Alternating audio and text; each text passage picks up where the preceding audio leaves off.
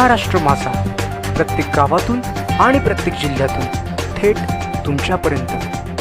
कल्पतरू गोदरेज प्रकल्पांमुळे शेतकरी अडचणीत। कर्जत खालापूरमध्ये MSRDC कडून स्थळ पाहणी।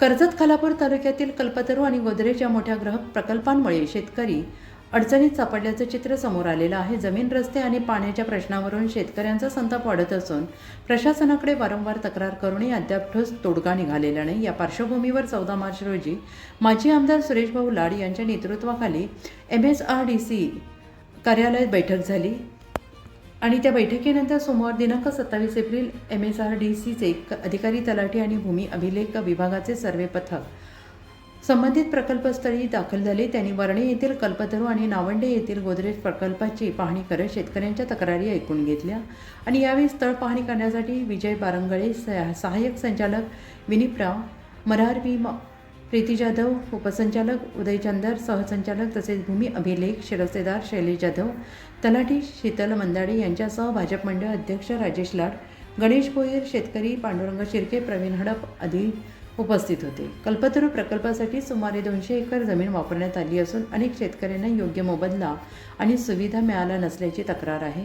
प्रकल्प परिसरात पाण्याची कोणतीही सोय नसताना प्लॉट विक्री सुरू असल्याने ग्राहकांची दिशाभूल होत असल्याचं निदर्शनास आलं आहे।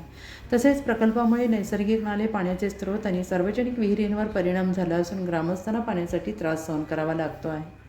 वर्णे, तिघर आणि नांगुर्ले गावांची ग्रामदैवता असलेली वारणई माता मंदिराकडे जाणारा रस्ता प्रकल्पामुळे अडथळ्यात आलेला आहे।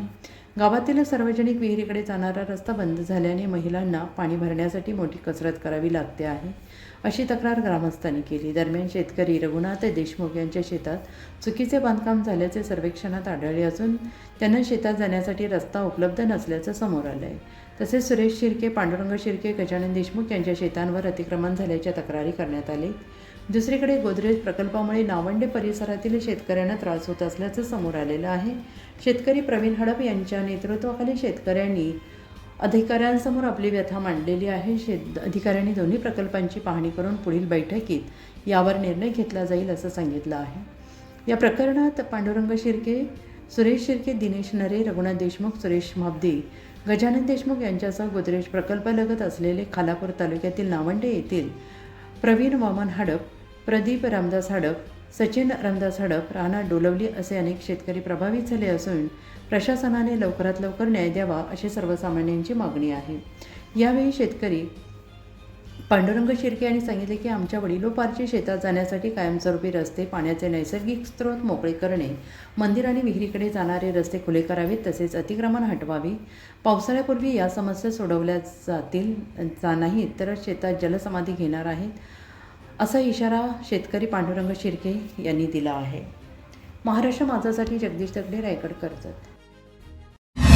महाराष्ट्र माझाला सबस्क्राईब करा आणि बाजूचा बेल आयकॉन प्रेस करून मिळवा आपल्या परिसरातील ठळक आणि ताज्या घडामोडी।